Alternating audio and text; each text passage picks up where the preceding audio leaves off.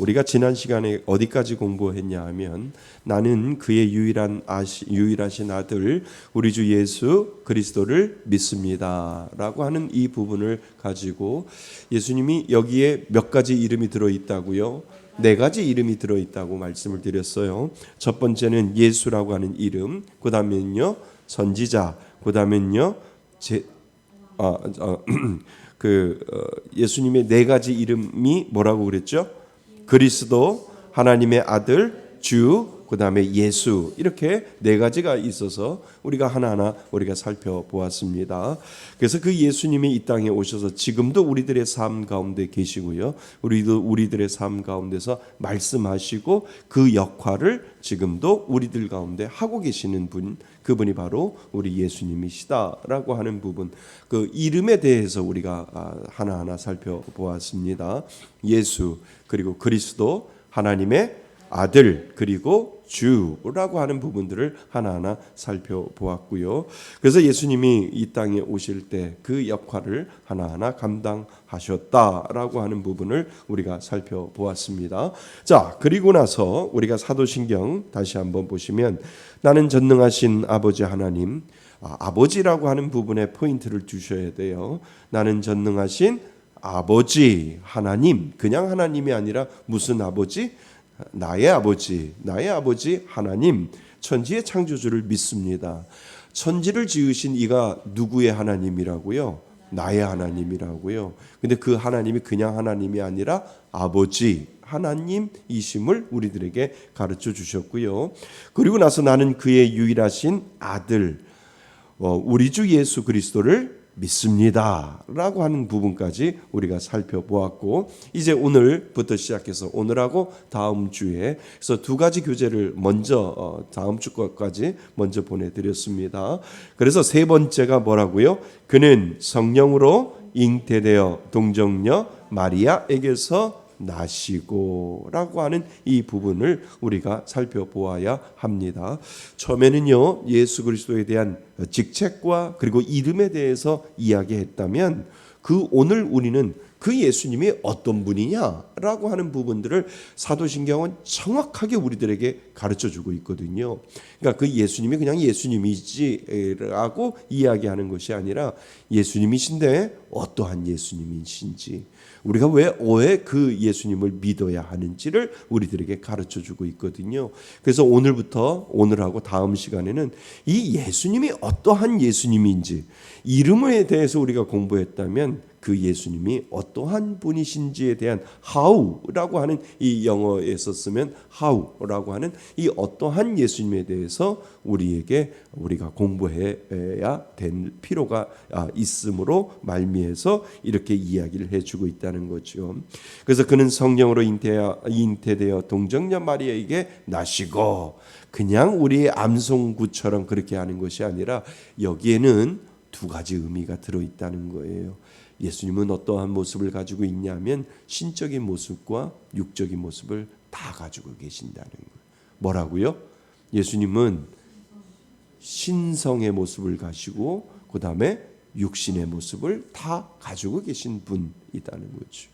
그러니까 예수님은 두 가지가 다 가지고 있는 거예요. 완전한 신이시고 완전한 사람이시고, 그래서 사람도 되시고 하나님도 되시는 이 신성과 인성에 대해서 정확하게 이 문장 안에 들어있다는 거예요. 그러니까 앞으로 사도신경을 고백할 때 그는 성령으로 잉태되어 동정녀 마리아에게서 나시고 라고 할 땐 두 가지가 생각이 나셔야 돼요. 뭐요? 신성과 인성. 그러면 신성은 어디인가? 그는 성령으로 잉태되어, 여기가 신성이에요. 여기가 신성한 부분. 그러니까 사도신경을 다룰 때 그냥 다루는 게 아니에요. 문장 하나하나 아주 정교하게 다루는데, 그는 성령으로 잉태되어, 여기가 신성이고요.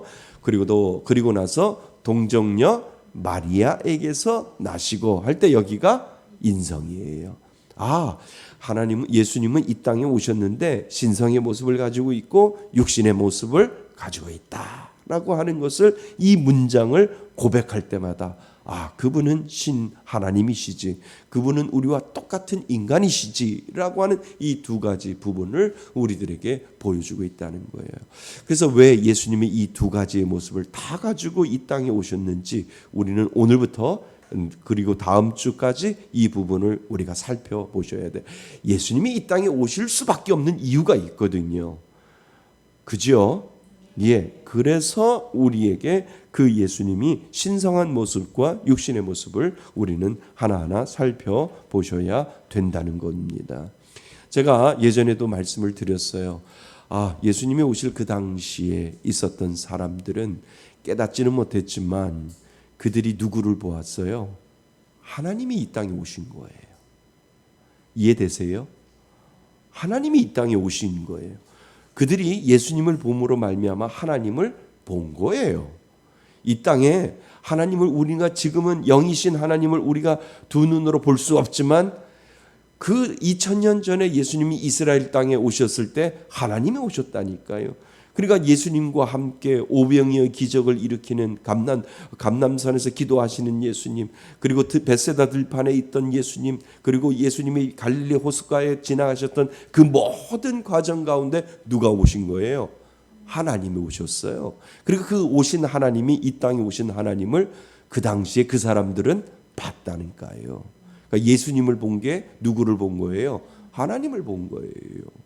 그러니까 육신으로 이 땅에 오신 그 하나님의 모습을 직접 두 눈으로 목도한 사람들이 얼마나 행복하겠냐라고 하는 거예요. 그래도 믿지 못하잖아요. 그래도 안 믿잖아요. 그러니까 복된 거는 우리가 더 복된 거예요. 우리는 갈릴리 저는 가보지도 않았지만, 이스라엘 가보지도 않았지만 믿어지는 걸 어떻게 해요? 그분이 이스라엘 땅에 오셨고 그분이 이스라엘 땅에서 오셔서 십자가에 못 박혀 돌아가셨는데 내가 가보지 않고 골고다 언덕도 가보지 않았는데 믿어지는 거, 이것이 은혜라는 거예요. 가보신 분 있어요? 있지요? 감사해요. 나는 더 복돼요. 안 가봤는데도 믿어지는 걸 어떻게 해요? 그것이 복이라는 거예요. 가서 보면 얼마나 좋을까. 그래서 하나님, 우리 성도님들 모시고 죽기 전에 성지순례 한번 갔다 올 수 있도록 아멘 크게 하셔야 돼요. 그래야 제가 추진해요. 네. 전쟁 끝나게 하시고 우리 성도님들 모시고 싼 가격에 성지순례 갔다 올 수 있게 해달라고 기도하고 있습니다. 저 말하면 저기 그냥 실천해요. 갈 날이 올 겁니다. 네. 자, 그래서 오늘 우리는 공부해야 될 부분들이 어디요? 신성. 예수님이 이 땅에 오신 그 신성의 부분을 우리가 보셔야 되는데요.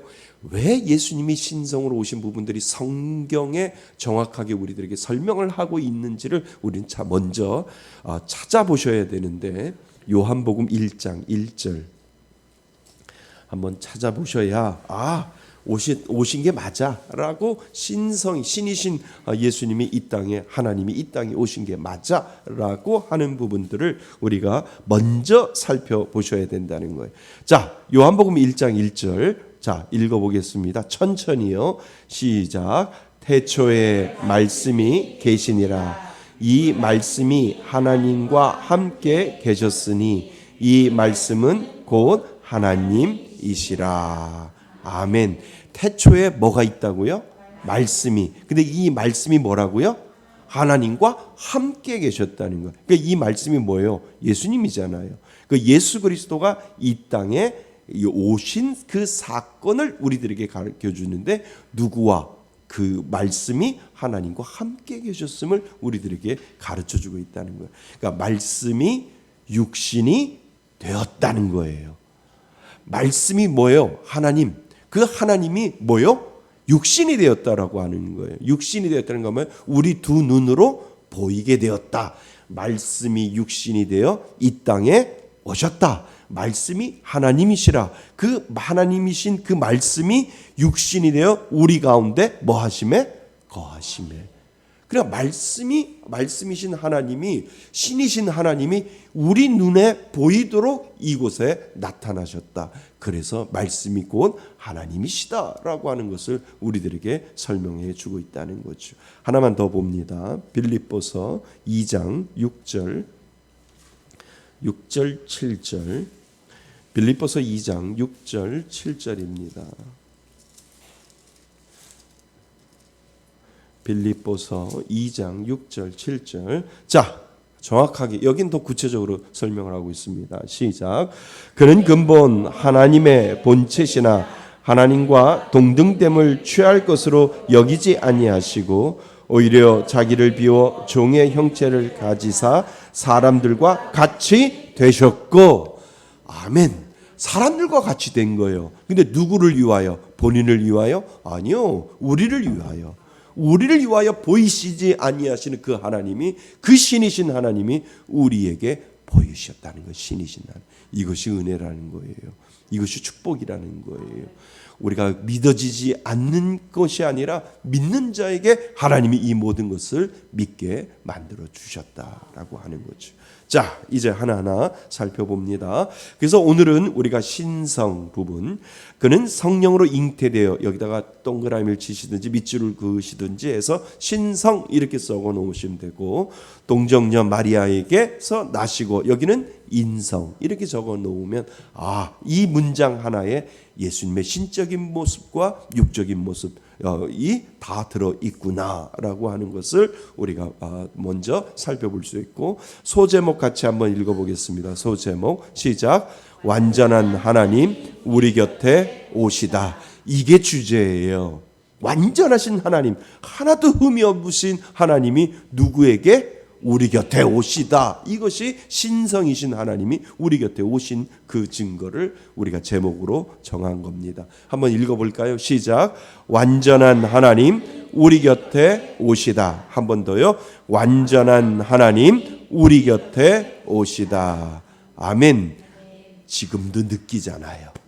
보이지 않는 그 신이신 하나님이 내 안에 계셔서 나에게 말씀하시고 나에게 감동 주시고 나에게 순종할 수 있는 그 마음까지 주시는 이는 신이신 하나님이 내 곁에 계셔서 우리 곁에 오셔서 나에게 말씀하시고 지금도 감동하시고 지금도 우리들에게 말씀하시는 그 하나님. With you, 나는 너와 함께 하겠다. 하나님께서 말씀하신다는 거예요. 이것이 복이라는 거예요.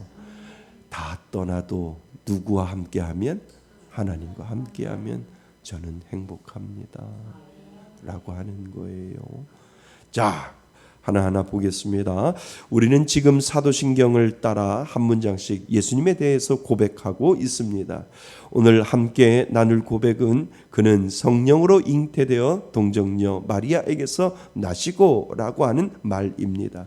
어쩌면 이 부분은 우리가 무심코 지나가는 말일 수도 있지만 사실은 예수님의 가장 독특하고, 그죠? 스페셜리티라고 영어로 이야기, 아주 독특한 부분이에요. 이거는 세상의 어느 부분에서 이야기해주지 않는 부분인데 아주 독특한 어떤 교리를 우리들에게 가르쳐주고 있다는 거죠. 그래서 예수님의 가장 독특하고 중요한 시작을 말하는 고백이 여기서부터 시작된다는 겁니다. 우리가 믿는 예수님은 그냥 위대한 선생님이나 좋은 인격을 가지신 분이 아닙니다. 예수님은 온 세상에서 오직 한 분뿐인 특별한 분입니다. 예수님은 only Jesus예요. 그죠? 오직 한 분이에요. 맞죠? 그래서 내가 신이라고, 내가 제 이름 예수라고 이야기를 아무리 얘기를 해도 여기 다 걸리는 거예요. 신은 아니잖아요. 신은 아니잖아요. 그런데 내가 제 이름 예수라고 이야기하는 그 이단들의 이야기는 인성의 모습은 가지고 있지만 신성의 모습은 가지고 있지 않기 때문에 여기서 다 들통나는 거예요. 오로지 예수님 한 분만 이 땅에 오신 신적인 부분의 예수님임을 우리들에게 가르쳐주고 있다는 거예요. 예수님 외에 다른 사람 없다니까요. 다른 사람이 있으면 그거는 이단이라고 하는 거예요. 그래서 오직 한 분뿐인 특별한 분입니다. 왜일까요? 바로 예수님이 하나님의 아들이며 동시에 인간으로 오셨기 때문입니다. 오늘은 먼저 예수님이 어떻게 하나님이신지를 살펴보려 합니다. 예수님이 하나님이고 하나님이 예수님이고 예수님이 하나님이고 하나님이 예수님이십니다. 예, 이거 믿음이 없으신 분들은 이해 못해요. 설명을 아무리 해도 이거는 설명하는 것이 아니라 믿어야 될 거예요. 그래서 예수님을 그분의 사랑이 나에게 먼저 왔을 때 그 사랑을 가지고 하나님이 믿어지듯이 하나님이 예수님이고 예수님이 하나님이고 하나님이 예수님이고 예수님이 하나님이야 라고 아무리 이야기를 해도 어떤 사람은 이해를 못하는데 여러분들은 이해될 줄 믿습니다. 모르면 아니 돼요. 암기해도 아니 돼요. 암기는 까먹어요. 근데 가슴으로 오잖아요. 하나님이 예수님이시고 예수님이 하나님이신 거 믿어지는 걸 어떻게 해? 라고 그냥 고백하는 그 고백이 축복이라는 거예요. 그러니까 제가 물어보잖아요. 어떤 할머님한테 할머니 예수를 왜 어떻게 믿어요? 몰라. 어떻게 믿는지 모르는데 믿어지는 걸 어떻게 해? 이게 정답이라니까요. 예수 믿는 거는 설명해야 되는 것이 아니고요. 그냥 고백되어지는 거예요. 몰라. 내가 일자무식이 뭘 알아. 성경도 못 읽는데 그런데 나는 하나님이 계시는 것을 믿어. 그분이 내 안에 살아계시는 것을 믿어. 이것이 은혜라니까요. 그래서 머리로 믿어지는 것이 아니라 이 가슴으로 믿어질 때 머리로 이해하는 거예요. 무엇을 통해서? 성경을 통해서. 그래서 가슴이 먼저라고 이야기를 하는 거예요. 가슴으로 내 마음속에 뜨거움이 다가올 때 나는 몰라. 하나님이 모르는데 하나님이 살아계시는 것을 믿겠어. 그냥 믿어지는 걸 어떻게 더 이상 나한테 물어보지 마. 몰라. 근데 믿어. 근데 성경을 보니까 그 하나님이 내 가슴 속에 다가오셨구나. 그 하나님이 내게 오셨구나. 그 오신 하나님을 내가 믿을 수 있구나라고 고백하는 거예요. 그런데 어느 날 갑자기 찬송가를 보는데 주 예수 내가 알기 전 날 먼저 사랑. 그거였구나. 그냥 요약해 주셨네. 그러면서 하나님 앞에 은혜를 우리가 고백하는 거예요. 내가 그 사람을 사랑한다고 이야기하시기 전에 그분이 내게 먼저 오셔서 나를 먼저 사랑한다라고 하셨기 때문에 누가 이야기해 주지 않아도 내가 뜨거워졌구나라고 하는 것을 우리가 그때서야 깨닫게 되는 거지요. 하나님이 우리들의 마음을 열어주셔요. 열어주실 때 공부하는 거예요. 말씀 읽는 거예요. 읽어보니까 이거였구나. 그 사랑이 내게 먼저 오셔서 신이신 하나님이 이 자꾸는 내 마음속에 찾아오셔서 은혜를 주셨구나라고 하는 것을 우리는 알게 되지요. 자, 그래서 예수님은 성령으로 되셨다고 사도신경은 고백합니다. 이 말은 예수님이 사람 아버지 없이 하나님의 능력으로 마리아의 몸에 생명을 가지셨다고 하는 뜻입니다. 그러니까 예수님이 마리아를 통해서 잠깐 빌린 거고요. 하나님이 자궁을 잠깐 빌린 거고요. 만약에 첫날 밤을 보내서 아이를 가졌다라고 한다면 신적인 부분은 없겠지만 성령으로 잉태시키기 위하여 누구의 배를 빌린 거예요? 마리아의 배를 빌린 거예요. 그래서 신적인 하나님의 모습을 하나님은 순수하게 지키기 위해서 하나님도 머리를 쓴 거예요. 하나님도 지혜를 짜낸 거예요. 해가지고 저거를 둘이 결혼시켜가지고 애를 낳게 하면 이 하나님이라고 이야기하지 않을 거잖냐. 그러면 그냥 성령으로 잉태시키기 위해서 마리아의 자궁을 내가 빌려야 되겠고 마리아는 더도 덜도 아니고 그냥 거기야 라고 우리가 그렇게 생각을 하는 거예요. 천주교에서는 마리아를 세인트, 성모 마리아라고 이야기하지만 우리는 아니잖아요. 그지요? 성모 마리아가 아니고 그냥 마리아는 마리아야. 이름은 마시오, 이름은 리아. 그냥 마리아에 불과한 거예요. 그냥 자궁을 빌려서 하나님의 성령으로 잉태시키는 그 작업을 신적인 모습을 보여주시기 위하여 하나님은 잠시 마리아를 빌린 거지요. 그래서 마리아는 거기서 그냥 거기까지라는 거예요. 치부해보는 그냥 이렇게 다른 데로 치부하는 것도 아니고 또 높임을 받아서 성모 마리아요 하는 것도 아니고 단지 예수님을 낳은 육신의 어머니에 불과하다라고 하는 거죠. 그것이 초점이 아니라니까요. 성령으로 잉태하는 것이 더 초점이지요. 그지요? 그래서 하나님의 능력으로 마리아의 몸에 생명을 가지셨다는 뜻입니다. 우리의 경험과 상식으로는 참 이해하기 어려운 이야기이지요. 그러니까 예수를 믿지 않는 사람들은 여기에 걸고 넘어가는 거예요. 이해 안 되는데 아니요, 이건 이해하는 게 아니라 믿어지는 거라니까요. 목사님 제발 이거 좀 이해 좀 시켜줘요. 아니요, 나는 이해시키지 못해요. 그냥 예수 믿게 해달라고 기도할 뿐이지. 예수가 믿어지면 이해가 됩니다. 아멘. 예, 이건 오토매티컬하게 자동적으로 믿어지는 거예요. 이거는 산수 문제처럼 수학 문제처럼 풀어서 이해시키는 것이 아니라니까요. 자, 그래서 어떤 사람들은 어떻게 그런 일이 가능해?라고 말하기도 하고 믿지 못하는 사람들도 많습니다. 그런데요, 잘 보세요. 하지만 우리는 하나님의 능력을 믿습니다. 아멘. 자, 어떻게 해서 하나님의 능력을 믿어요? 왜냐하면 하나님이 세상을 뭐로? 말씀으로 뭐 하셨다고요? 창조하신 걸 우리가 믿잖아요. 태초에 하나님이 천지를 창조하시니라. 예수 믿으면 이거부터 시작하는 거예요. 선언부터 시작하는 거예요. 근데 믿지 않는 사람은 1장 1절이 안 넘어간다니까요. 어떻게 하나님이 세상을 말씀으로 창조하셔? 그것이 안 넘어가는 거예요. 근데 이것이 넘어간다면, 야, 세상도 말씀으로 창조하셨는데 성령으로 잉태하시지 잉태케 못하실 이가 아니다라고 하는 것을 우리는 알게 되는 거죠. 창세기 1장 1절이 믿어지세요? 태초에 하나님이 천지를 창조하시느니라. 이게 믿어지면 이것도 믿어지는 거예요. 아멘. 맞아요. 그래서 말씀으로 창조하셨다면 예수님을 성령으로 잉태시키는 것도 어렵지 않으신 일입니다. 첫 단추가 중요하다니까요. 그래서요, 태초에 하나님이 천지를 창조하시느라 난 믿어. 그럼 다 믿어지는 거예요. 다 믿어지는 거예요. 이것만큼 큰 복이 어디 있냐라고 하는 거죠. 사실 이것은 이해와 설득의 영역이 아니라 무슨 영역일까요? 믿음의 영역이라는 거예요. 하나님이 그래서 믿음도 내 거가 아니라니까요. 믿으세요. 믿으면 천국 갑니다. 맞죠? 근데 그 믿음도 누가 주셔야?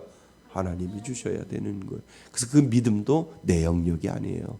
하나님이 나에게 그 영역을 주셨기 때문에, 믿음을 주셨기 때문에 내가 여기에 있는 거예요.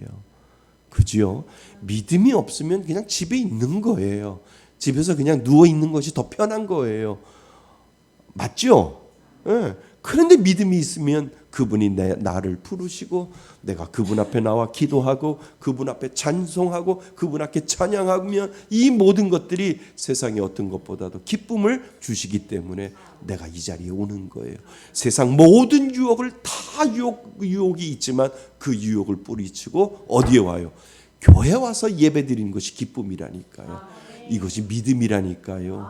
믿음은 내가 갖는 것이 아니라 하나님이 주셨기 때문에 그 믿음에 우리는 순종할 뿐이지요.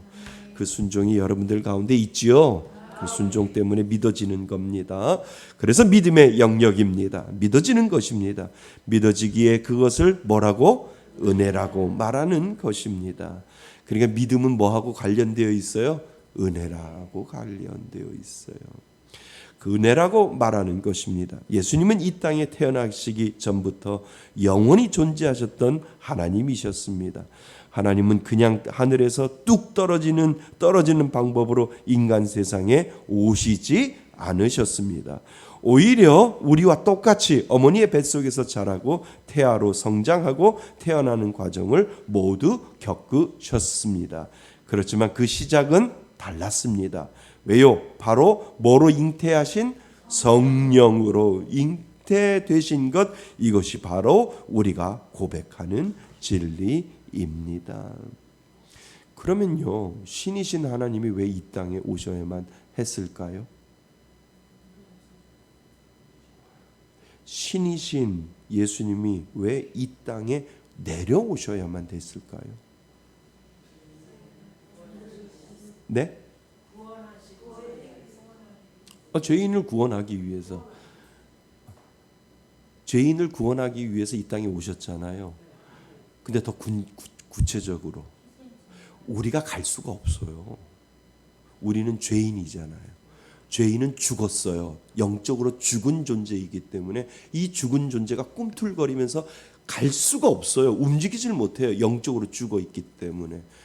새 성령의 호흡과 생명을 집어넣어야 우리가 움직이지, 생명을 집어넣지 아니하면 영적으로 죽어 있기 때문에 죽은 우리가 갈 수 없기 때문에 살아있는 누가?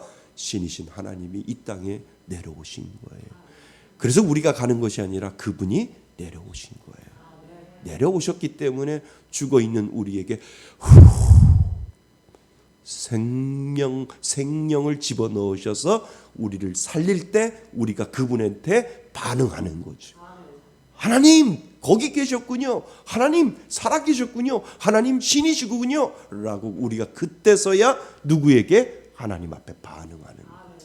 그래서 우리는 죽은 존재는 하나님 앞에 갈 수 없는 존재예요.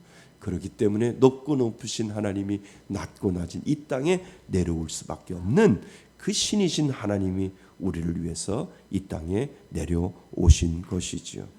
그래서 예수님은 이 땅에 태어나기 전부터 영원히 존재하셨던 하나님이셨습니다. 하나님은 그 땅에 그냥 하늘에서 뚝 떨어지는 방법으로 인간 세상에 오시지 않으셨습니다. 오히려 우리와 똑같이 어머니의 뱃속에서 자라고 태아로 성장하고 태어나는 과정을 모두 겪으셨습니다. 그렇지만 시작은 뭐요? 달랐습니다. 바로 성령으로 잉태되신 것, 이것이 우리가 고백하는 진리입니다. 자, 여기부터 중요해요. 제가 한 번 더 읽은 거예요. 성령으로 잉태되셨다는 것은 예수님은 완전한 뭐요? 하나님이시다라고 하는 의미가 그곳에 있다는 거죠. 그러니까 성령은 하나님의 본질, 신성을 대표하는 거잖아요. 그러니까 우리가 예수를 믿음으로 말미암아 뭐가 우리 안에 내주한다고 하지요? 성령이 내주한다고 하는 거예요. 근데 그 성령이 뭐요? 하나님이잖아요. 하나님이 우리 안에, 신성이 내 안에 뭐요? 내주하는 거예요. 그러니까 우리가 예수를 믿으면 누구를 닮고 있어요? 신이신 하나님을 닮고 있는 거예요. 이거 되게 중요해요. 잘 보세요. 예수를 믿지 않으면 몰라요. 예수를 믿으면 신이신 하나님이 내 안에 지금 계시는 거예요. 아주 우리가 알지 못하는 그 신적인 존재가 내 안에 있는 거예요. 그러니까 우리는 with you, 너하고 함께 하시는 누가 있어요? 성령 하나님이 계시는 거예요. 근데 그 성령 하나님이 뭐요? 신이라는 거예요. 신성을 가지고, 온전한 완전한 신성을 가지고 있는 거예요. 그래서 뭐가 다른 줄 아세요? 죄를 지으면 내가 견디질 못하는 거예요. 아니, 다시요. 내가 예수를 믿잖아요. 믿는지 안 믿는지, 교회는 계속 문지방 달게 왔다 갔다 하면서도 믿는지 안 믿는지는 모르지만 내가 정말 예수를 믿으면 내 안에 누가 사신다고요? 성령 하나님. 근데 그 성령 하나님이 뭐라고요? 신이라고요. 그 신이 내 안에 있으면 내가 죄를 지면 내가 견디질 못하는 거예요. 이거를 경험해야 되는 거예요. 내가 죄 가운데 있으면 신이신 하나님이 죄를 싫어하잖아요. 그 신이신 하나님이 죄를 싫어하기 때문에 내가 견디질 못하는 거예요. 다시 말할게요. 견디지 못하게 만들어 놓는 거예요. 이게 은혜라니까요. 그러니까 눈물 콧물 쏟으면서 울고 난리쳐야 되는 거예요. 하나님, 내 안에 신이신 하나님을 내가 담고 있는데 그 신이신 하나님이 가장 싫어하는 그 죄를 내가 져버리고 있으면 그 신이신 하나님이 견디질 못하게 만들어 놓는 거예요. 그래서 회개하는 거예요. 이거 경험하셔야 경험하셔야 정말 내가 예수 믿는 사람. 그러니까 내 인간이라고 하는 이 존재가 막 왜 이렇게 냄새가 나는지 몰라요. 그럴 때가 있다니까요. 막 썩는 냄새가 나요. 썩는 냄새가 그냥 어디 화장실 옆에 지나가는 것보다도 더 심한 썩는 냄새가 나요. 그 썩는 냄새가 그냥 머리에서 쓱 지나갈 때가 있다니까요. 그게 죄예요. 신이신 하나님이 나에게 이야기하시는 거예요. 네 죄로 인하여 냄새가 난다고, 자꾸 썩는 냄새가 난다고 이야기하시는 거예요. 근데 예수를 안 믿으면 몰라요. 근데 예수를 믿으면 내 안에 어느 순간에 썩는 냄새가 싹 지나갈 때가 있다니까요. 제가 장례식을 치르다가 어느 순간에 장례식을 많이 치렀잖아요. 장례식을 많이 치르면 어느 순간에 이제 발인 예배할 때 엘리베이터 안에 저하고 관하고 딱 둘이 있을 때가 있다니까요. 그러면 여름 한철이면 냄새가 싹 지나가요. 근데 그 냄새가 안 지워져요. 기억 속에서 그 냄새가 안 지워져요. 그러면 밥을 먹다가도 그 냄새가 기억 속에서 쓱 지나가면 숟갈을 내려놓을 수밖에 없다니까요. 그 시신이 부패된 냄새, 아무리 알콜로 연과 습을 다 해놓아도 냄새가, 그 한여름에 냄새가 냉장고에 놨다가 발인 예배 하러 엘리베이터 타고 올라가서 그 영구차에다 실은 그 순간까지 그 냄새가 아주 쓱 지나갈 때가 있다니까요. 그 냄새를 생각하면 죄를 생각해요. 신이신 하나님을 내 마음속에 담고 있는데 그 내 마음속에 내 성령님이 나와 함께, 완전하신 신이 내 안에 성령님이 나와 함께 하신다고 하는 그 존재 자체가 어느 순간에 나의 죄로 인해서 냄새가 날 때가 있다니까. 이 냄새를 느끼셔야 돼요. 그래야 자꾸 자복하며 회개하고 또 냄새 안 나면 또 냄새 나면 회개해야 우리들의 신앙이 더욱더 하나님 앞에 깊어지는 거예요. 그러지 아니하면 무슨 냄새지? 내 냄새는 아닌데 자꾸 내 냄새 아니라고 해요. 하나님은 자꾸 옆에 와가지고 네 냄새야 라고 이야기를 하는데, 아니에요, 옆에서 누가 방구 꼈나 봐요. 이렇게 할 때 그 냄새가 나잖아요. 그러면 기도도 안 나와요. 그냥 눈물만 나와요. 하나님, 나는 이런 존재밖에 되지 않나요? 하나님, 난 직분도 직분도 필요 없어요. 목사도 필요 없고 아무것도 필요 없어요. 왜 내가 이렇게 하나님 냄새나는 그런 존재일까요? 이거 가지고 싸워야 돼요. 그래야 하나님 앞에 바로 설 수 있다니까. 이거 가지고 싸우지 아니하면 아직 믿음이 유아 단계예요. 초보 단계예요. 근데 자꾸 이 냄새를 느끼셔야 돼요. 신이신 하나님이 내 안에 계시는데 나는 깨끗한 존재? 하나님은 깨끗한 존재를 오늘도 원하시는데 자꾸 냄새가 펄펄 나면 나는 연약한 존재구나. 하나님 앞에 오늘도 회개하지 아니하면 안 되는구나 라고 하는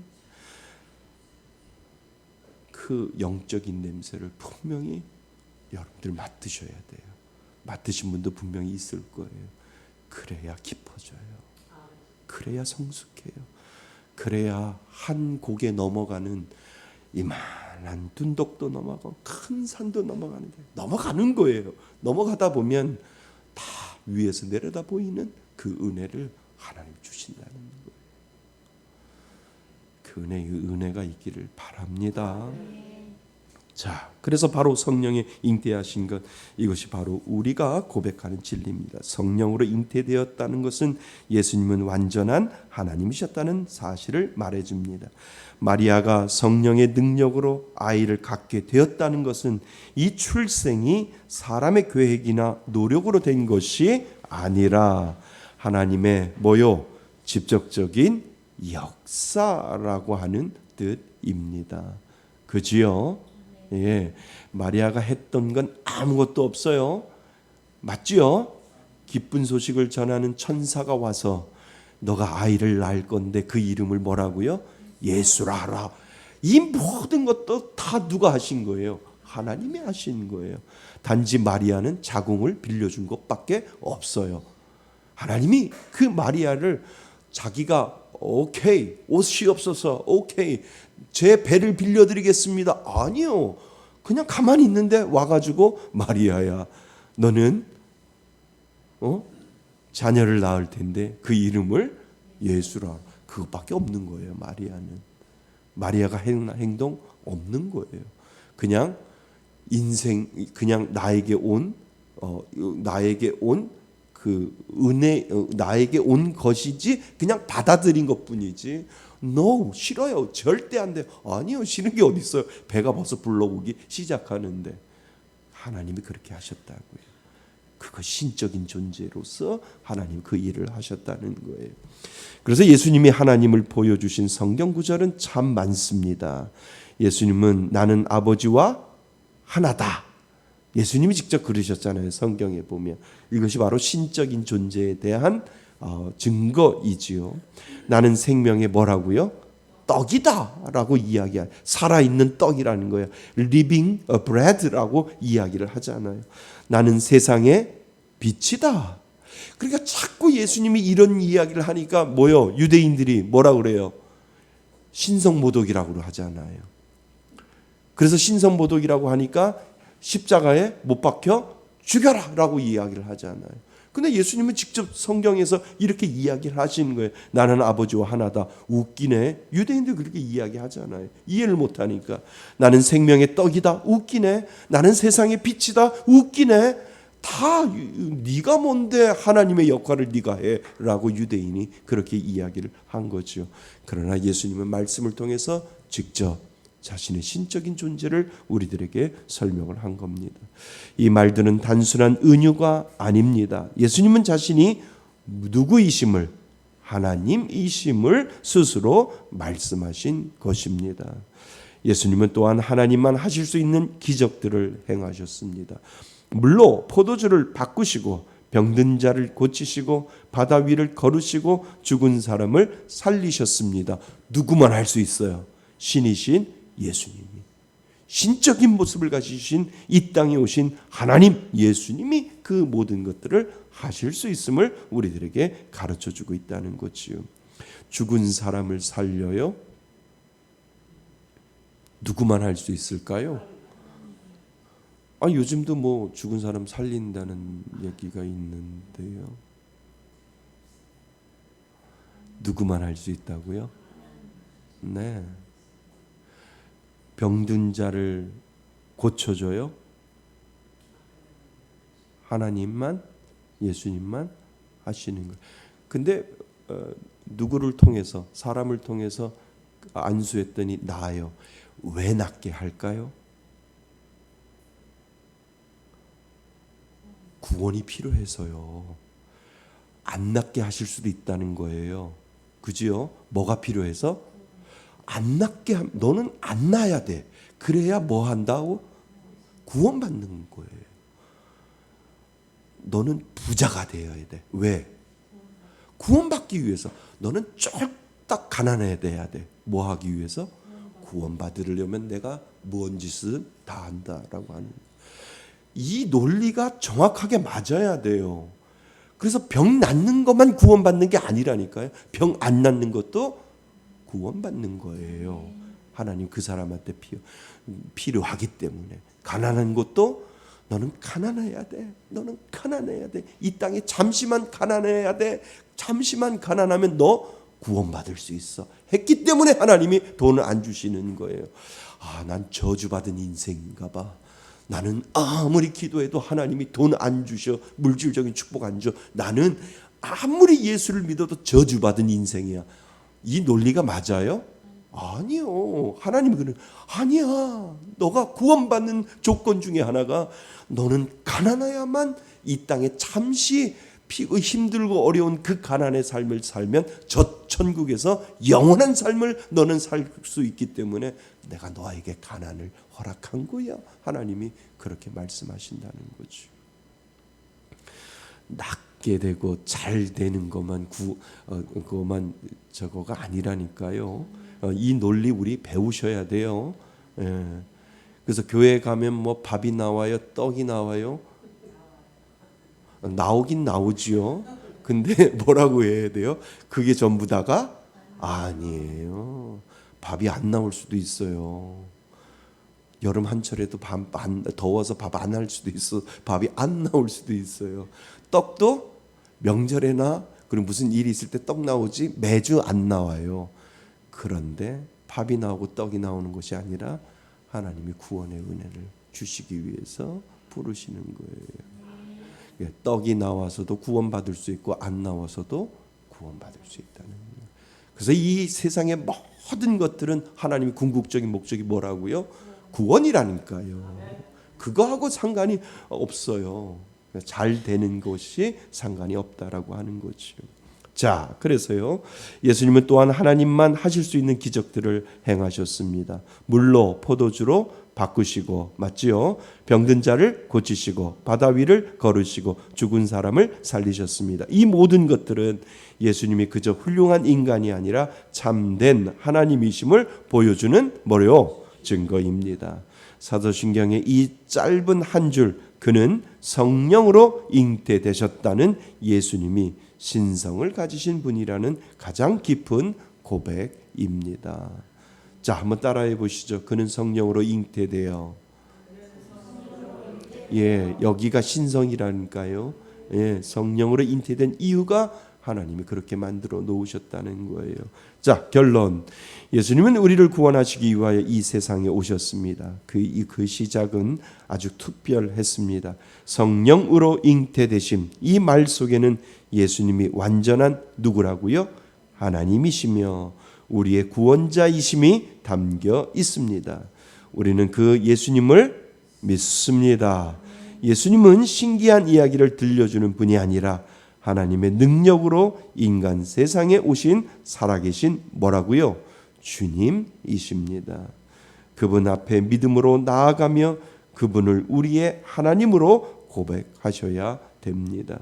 그분은 완전하신 하나님이시며 완전한 무엇을 가지고 계신 분요? 신성을 가지고 계신 분입니다. 그래서 예수님은 신성이시며 인성을 가지신 완전하신 예수님이시다라고 하는 거예요. 오로지 누구에게만 있어요?